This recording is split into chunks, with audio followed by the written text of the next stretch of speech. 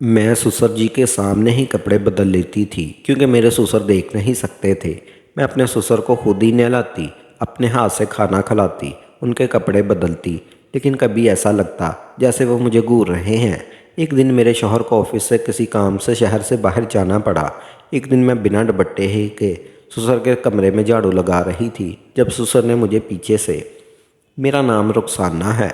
मेरी शादी ऐसे ससुराल में हुई थी जहाँ पर मेरे शौहर और मेरे ससुर के अलावा कोई नहीं रहता था। जब ये रिश्ता हमारे घर पर आया था तो मेरे वालिदैन को बहुत अच्छा लगा था, क्योंकि आजकल कौन नहीं चाहता कि छोटी फैमिली में अपनी बेटी की शादी हो जाए। लेकिन अफसोस की बात ये थी कि मेरी शादी गाँव में हुई थी। मैं शहर की पढ़ी लिखी लड़की और शहर में शादी करना चाहती थी।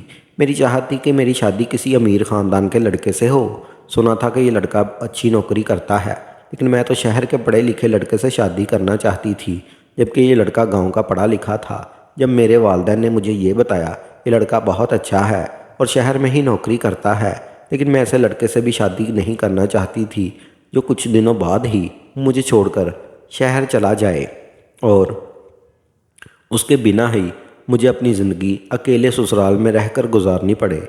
मेरे वालिदैन ने मुझे बताया कि वह लड़का शहर में नौकरी ज़रूर करता है, लेकिन रहता अपने घर पर ही है, लेकिन मुस्तकिल रहकर शहर में नौकरी नहीं करता।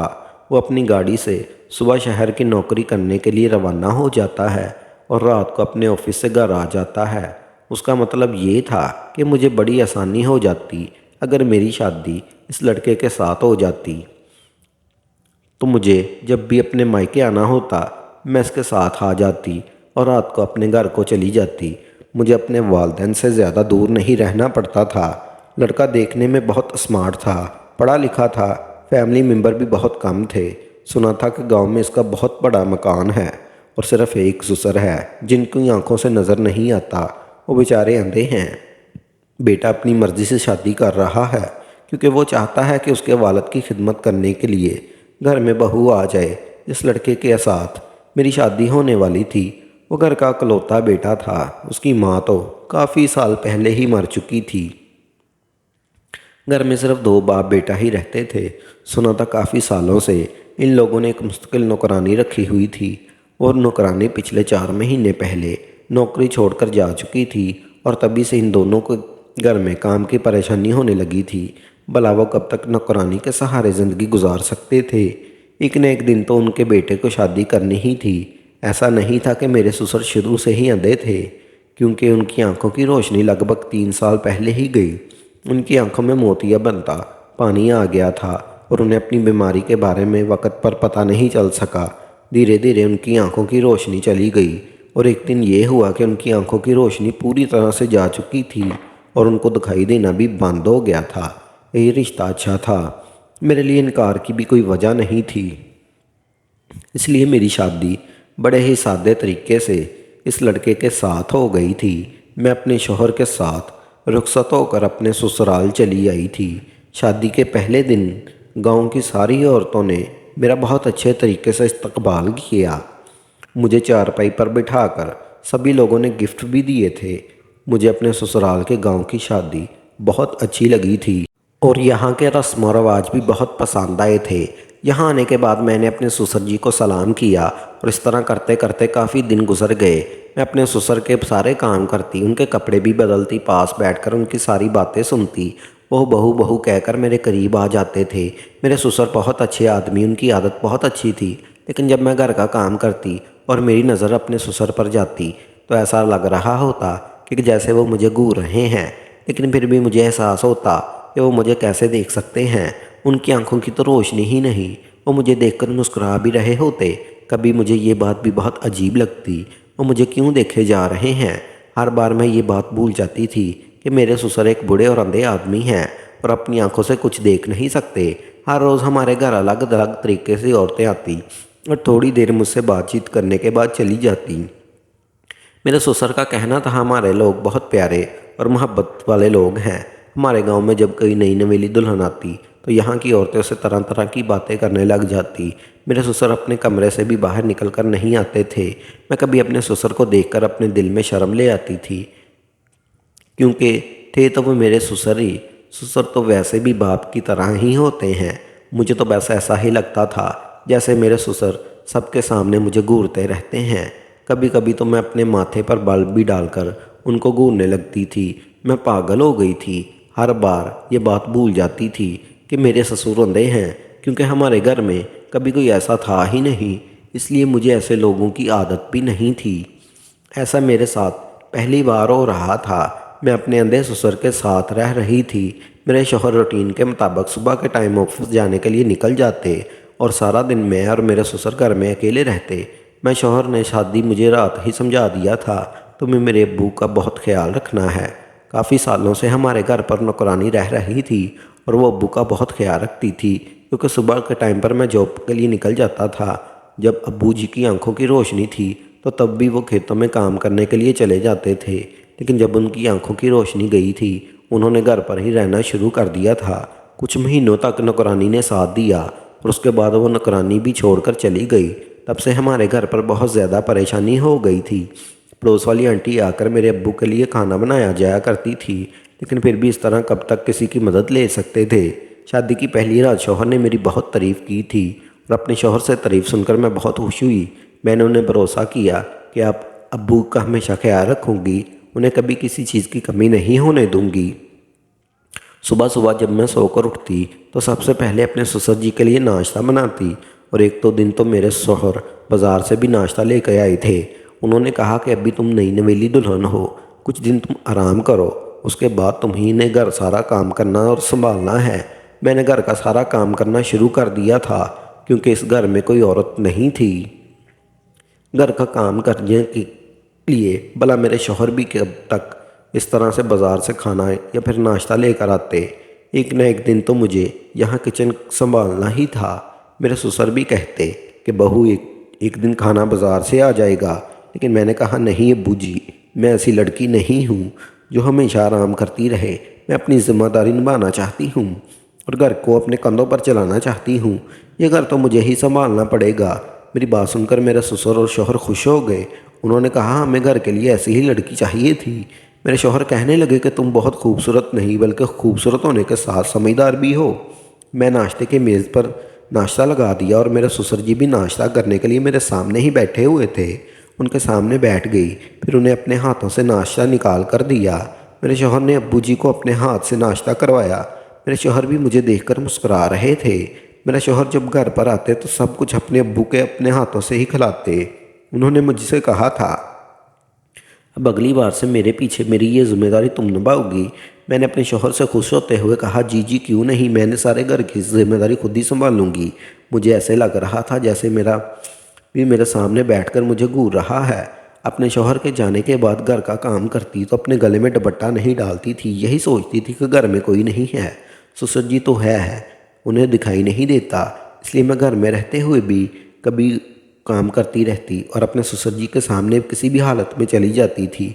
शौहर कहने लगा मैंने अब्बू जी से बहुत कहा था कि मैं आपको डॉक्टर के पास ले चलता हूँ, आपकी आंखों की रोशनी यहाँ आ सकती है वापस, लेकिन अब्बू जी हर बार मना कर देते और कहते कि बेटा मेरी उम्र हो गई है, मैंने तो अपनी ज़िंदगी में काफ़ी कुछ देख लिया, अब तुम्हारी ज़िंदगी जीने का वक़्त है, तुम शादी करो अपनी ज़िंदगी जियो। मेरा क्या है, एक दिन इस दुनिया को छोड़कर चला जाऊंगा, बूढ़ा हो चुका हूँ, धीरे धीरे जिस्म के अंदर बीमारियाँ पैदा हो रही हैं और एक दिन मेरे साथ सब कुछ ख़त्म हो जाएगा। तुम फिक्र मत करो, मैं देख नहीं सकता, सुन तो सकता हूँ ना, तुम सबको महसूस तो कर सकता हूँ। मैं तो बस तुम्हें खुश देखना चाहता हूँ और अपने जीते जी चाहता हूँ कि तुम्हारा घर बस जाए। बस यही कहकर अब्बू बात ख़त्म कर देते थे और वो अभी तक एक बार भी मेरे साथ डॉक्टर के पास नहीं गए। मैंने कहा आप ज़बरदस्ती अब्बू जी को डॉक्टर के पास ले जाते। मेरे शौहर ने मुझे बताया था कि तुम्हें नहीं पता अब्बू बहुत ज़िद्दी हैं, मैं उनके साथ ज़्यादा ज़बरदस्ती भी नहीं कर सकता था, शायद अपनी ज़िंदगी में इसी तरह से खुश हैं। शौहर ने कहा था कि वो मेरे आने से पहले उनके सारे काम करते थे, लेकिन अब काम करने की सारी जिम्मेदारी मेरी हो गई है। मैं अपने ससुर को अपना बाप समझकर उनके सारे काम किया करती थी। मैंने अपने शौहर को यकीन दिलाया था कि आपको मेरे होते हुए घर में भी कोई परेशानी नहीं होगी। एक दिन ससुर कहने लगे देखो बहू, मेरे नसीब में क्या लिखा है, कि मैं अपने घर की बहू को अपनी आंखों से नहीं देख सकता। मैंने कहा, ससुर जी कोई बात नहीं, आप इस तरह से मेरी मौजूदगी को महसूस कर सकते हैं। वो शादी के कुछ दिन तो इसी तरह से गुजरते चले गए, लेकिन होश तो मेरे तब उड़े जब मेरे शौहर को कुछ दिन के लिए शहर में रुकना पड़ गया था। मैंने उन्हें कहा था कि आप मुझे इन दिनों मेरे मायके में छोड़ दो, लेकिन वो मेरे शौहर का कहना था कि मैं इस तरह से तुम्हारे मायके में नहीं छोड़ सकता, क्योंकि यहाँ पर मेरे अब्बू जी मौजूद हैं। उनका ख्याल कौन रखेगा? उनको अपने हाथों से खाना भी तो तुम ही खिलाओगी ना, और उनके कपड़े भी तुम ही चेंज करोगी। खाने की बात तो ठीक थी, लेकिन कपड़े अपने शौहर की, ये बात सुनकर मेरा तो दिमाग ही घूम कर रह गया। मैंने अपने शौहर से कहा भी था कि मुझे कपड़े तब्दील करने वाली बात ठीक नहीं लग रही। मैं क्या ससुर जी के कपड़े खुद चेंज करूँगी? मेरे शौहर ने कहा था, तुम्हें तो पता है अब अब्बू अपनी आंखों से नहीं देख सकते। मैं ये सोच रही थी कि मैं काम करूँगी कैसे। भला मेरे शौहर मेरे बाप जैसे थे, कोई छोटा बच्चा होता तो ये काम अपने शौहर के तो बना देती, लेकिन अपने ससुर का ये काम करने के बारे में मुझे शर्म आ रही थी। मेरे शौहर के जाने के बाद मेरे ससुर जी ने मुझे आवाज़ लगाई और बहू बहू कहकर पुकारते थे। मैं भागी ससुर जी के कमरे में गई तो देखा कि मेरे ससुर जी धोती और बनियान पहने हुए खड़े थे, और पहले तो उन्होंने मुझसे ये पूछा कि बहू क्या बेटा जा चुका है? मैंने उन्हें कहा अभी आधा घंटा पहले ही निकले हैं। उन्होंने कहा चलो ठीक है, लेकिन तुम मुझे ज़रा शर्ट उठा कर दे दो। जाने शर्ट कहाँ पर रखी हुई है। सारे बेड पर मैंने हाथ मार मार कर देख लिया, लेकिन समझ नहीं आ रहा मेरी शर्ट बेड पर नहीं है। मेरे ससुर जी की शर्ट बेड के किनारे पर लटकी हुई थी। मैंने वह शर्ट उनके हाथों में दे दी। उन्हें जैसे तैसे अपनी शर्ट को पहना लिया, लेकिन बटन वो उल्टे सीधे लगा रहे थे। मजबूरन मुझे ही आगे बढ़ना पड़ा। मैंने कहा आप छोड़ दीजिए, मैं बटन बंद कर देती हूँ। मैंने अपने ससुर जी की शर्ट का बटन लगाया तो मेरे ससुर जी मुस्कुरा रहे थे, और अचानक उनका हाथ मेरी कमर पर लग गया। मैंने उनसे कुछ कह नहीं सकती थी, क्योंकि उनको तो पता ही नहीं था कि उनका हाथ कहाँ लग रहा है। जैसे ही उन्हें लगा कि उनका हाथ मेरे ऊपर से टच हो गया है, फ़ौरन ही उन्होंने अपना हाथ हटा लिया। शायद उनका हाथ धोखे से टच हो गया था। मैंने उनको शर्ट पहना दी थी। फिर मेरे ससुर ने कहा बहू मेरे बाल बना दो। मैंने ड्रेसिंग से कंघा लेकर अपने ससुर के बाल भी बना दिए थे। मेरे ससुर कहने लगे बहू ज़रा मुझे अपने हाथ दो। मैंने कहा क्यों अब्बू जी, क्या हुआ? तो वो कहने लगे दो तो ज़रा। मैंने डरते डरते उन्हें अपने हाथ पकड़ा दिए थे। मैं ये सोच रही थी कि वो क्यों मेरा हाथ पकड़ना चाहते हैं। उन्होंने मेरे दोनों हाथ अपने हाथों में थाम लिए और कहने लगे तुम्हारा बहुत बहुत शुक्रिया, तुमने हमारे घर को बहुत अच्छे तरीके से संभाल रखा है। तुम्हारी जगह अगर कोई और औरत होती तो शायद कभी ना संभाल पाती। मेरे ससुर जी ने मेरे हाथों को बड़ी मजबूती के साथ अपने हाथों में जकड़ लिया था। मैं उनके हाथों से अपने हाथों को छुड़ाने की कोशिश कर रही थी, लेकिन उन्होंने कहा बहू अभी यहाँ पर ही रहो, इतनी जल्दी जाने की क्या ज़रूरत है? मैं तुम्हारा शुक्र अदा करना चाहता हूँ। मैं तुम्हें देख तो नहीं सकता, लेकिन महसूस तो कर ही सकता हूँ, इसलिए तुम्हारा हाथ पकड़ना चाहता हूँ कि बहू कैसी होती है। अल्लाह ने मुझे कोई बेटी भी नहीं दी। अगर मेरी बेटी होती तो शायद वो भी तुम्हारी तरह मेरी खिदमत नहीं करती। तुम्हें पता है जब मेरी बीवी की मौत हुई थी तब मुझे उसकी मौत का बड़ा अफसोस हुआ था, क्योंकि वो मेरी हमसफ़र थी और हमारे घर की इकलौती औरत थी। मेरे बेटे को और मुझे छोड़कर इस दुनिया से चली गई थी। दोनों को बहुत अच्छी तरह से संभालती थी, लेकिन उसके बाद सारी जिम्मेदारी अकेले मेरे बेटे के कंधे पर आ गई। और शादी के बाद तुमने अभी कुछ दिन अच्छी तरह गुजारे भी नहीं, क्योंकि मेरा सारा बोझ तुम पर पड़ गया। वो बड़े अफसोस के साथ ये सब कुछ कह रहे थे। मैंने कहा किसी पर बोझ नहीं हूँ मैं, और मुझे तो बिल्कुल भी नहीं हूँ।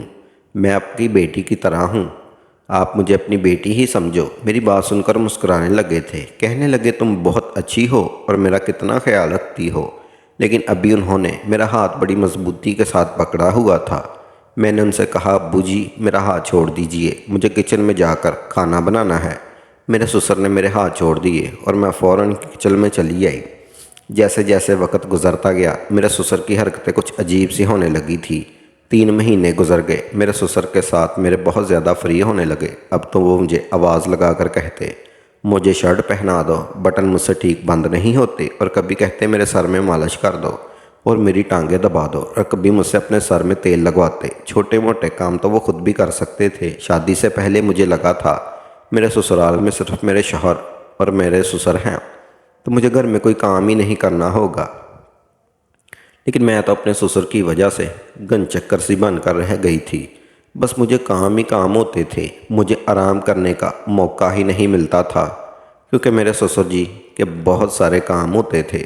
वो बहाने बहाने से मुझे आवाज़ लगाकर अपने काम निकलवाते रहते थे। मैं मौका देखकर आराम करने के लिए अपने कमरे में ही गई थी और मुझे जाकर लेट गई। काम करते करते बहुत थक जाती थी, इसलिए मेरा रवैया बहुत ज़्यादा चिड़चिड़ा सा होने लगा था। अपने मायके में मैंने इतना ज़्यादा काम नहीं किया था। आज मैं 8 बजे अपने कमरे में सो गई थी। मेरे कमरे का दरवाज़ा खुला ही रहता था। मैं बहुत गहरी नींद में सो रही थी, पर अचानक घबराकर मेरी आंख खुल गई, क्योंकि मेरे ससुर मेरे साथ लेट गए।